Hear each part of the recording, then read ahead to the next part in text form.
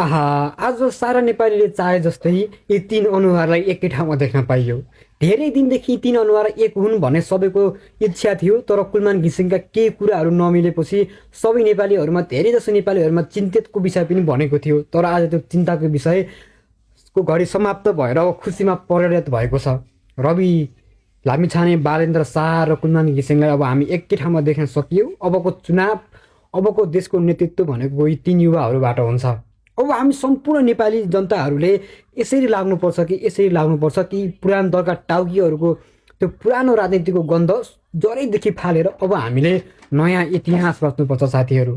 अब विदेशमा रहेका साथीहरूले भोट हाल्न पाएन भनेर अलिकति पनि मन नदुखाउनु होला, किनकि तपाईँको घरमा आमा बुवा छिमेकी दाई भाइ जो पनि हुनुहुन्छ, विदेशबाट फोन गरेर आमा बुवालाई सम्झाइ बुझाइ गरेर कसरी हुन्छ। अबको परिवर्तन भनेको हामी यस्ता युवाले सङ्घर्ष गरेर ल्याउने। अब हामी सबै एकबद्धता भएर अघि बढेर प्रचार प्रसार गरेर हुन्छ, कसरी हुन्छ। अब हामीले यी नयाँहरूलाई जिताएर अब हामी नयाँ नेपाल लेख्न कताबी पछाडि पर्नु हुँदैन।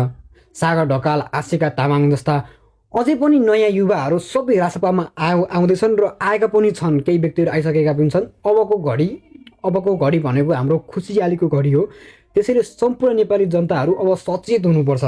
सचेत भएर पुराना दलका नेताहरूलाई जरैदेखि फालेर अब हामीले नयाँ नेपाल रच्नुपर्छ। त्यसैले सम्पूर्ण नेपालीलाई म यही भिडियोबाट के आग्रह गर्न चाहन्छु भन्दाखेरि सबैजना एकजुट हौँ। अब यो पुरानो दलका नेताहरूलाई पछाडि फालेर अब हामीले नयाँ दललाई अघि बढाउनुपर्छ, नयाँलाई सपोर्ट गर्नुपर्छ। बाँकी तपाईँलाई के लाग्छ आफ्नो धारणा राख्नु होला।